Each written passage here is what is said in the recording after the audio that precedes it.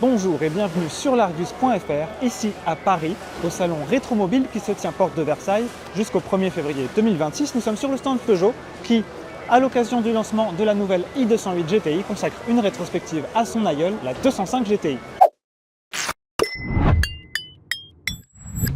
L'histoire a commencé en 1984 avec un modèle 1,6 litre de 105 chevaux.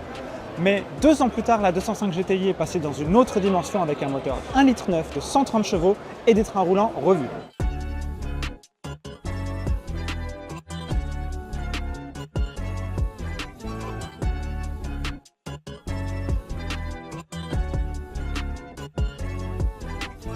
Avec seulement 915 kg sur la balance, la petite lionne pouvait en remontrer à ses concurrentes directes, Golf GTI, Renault Super 5 GT Turbo, mais aussi à des modèles bien plus puissants car bien plus gros et aussi bien plus lourds, au point qu'aujourd'hui elle est devenue si culte que les plus beaux exemplaires s'échangent pour plusieurs dizaines de milliers d'euros.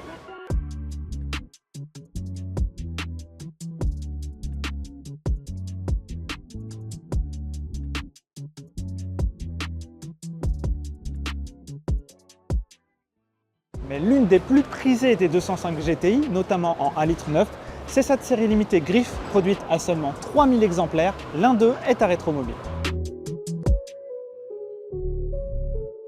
Comme la GTI 1,9 litre, c'est aussi en 1986 qu'arriva la CTI, version cabriolet de la 205 GTI, qui reprenait le moteur de la 1,6 litre qui, à cette époque, avait vu passer sa puissance de 105 à 115 chevaux.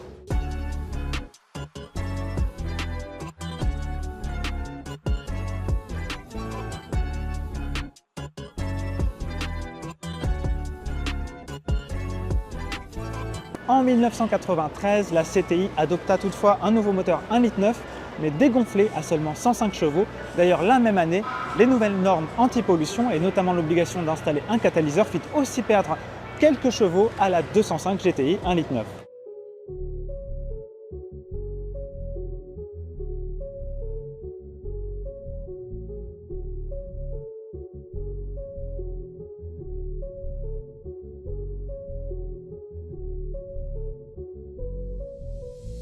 La 205, notamment en version GTI, fut bien sûr une coqueluche des tuners à son époque, notamment du carrossier belge Dima.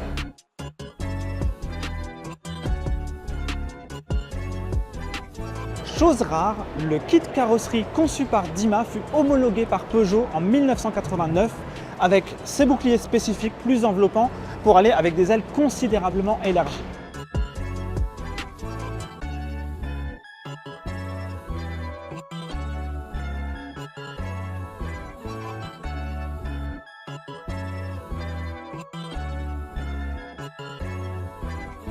En parlant d'ailes, celle de la Dima ne porte pas la cylindrée du modèle, mais il faut dire que le kit carrosserie était disponible pour les versions 1,6 litre comme 1,9 litre.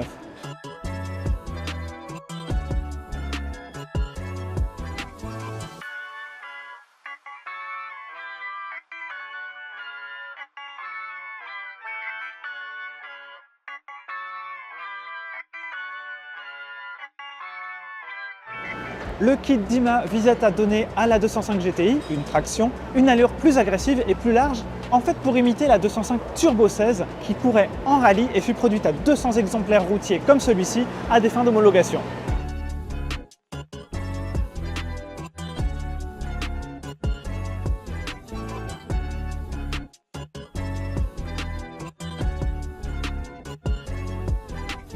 Sur la Turbo 16, les prises d'air latérales ne sont pas factices, car cette machine, qui n'a plus grand chose à voir avec une 205 GTI de grande série, est animée par un 1,8 litre turbo placé en position centrale arrière, associé à une transmission intégrale et développant 200 chevaux, voire même 300 chevaux avec un kit Peugeot Talgo Sport à la diffusion confidentielle.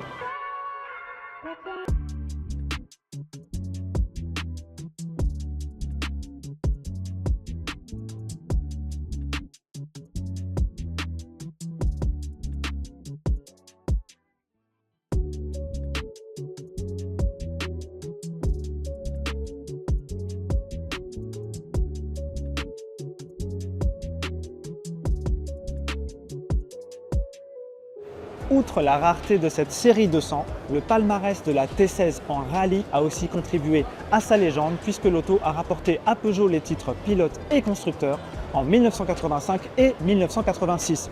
Aujourd'hui, les exemplaires routiers dans les meilleurs états s'échangent pour plusieurs centaines de milliers d'euros.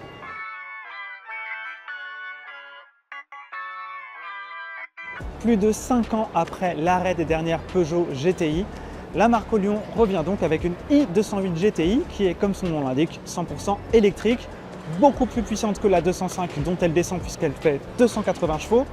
Mais il faut bien ça pour compenser 1,5 tonne sur la balance à cause de plus de 300 kg de batterie qui lui confère une autonomie annoncée de 350 km, finalement pas si éloignée de la 205 GTI 1,9 litre de l'époque. Mais le temps de recharge, c'est une autre affaire.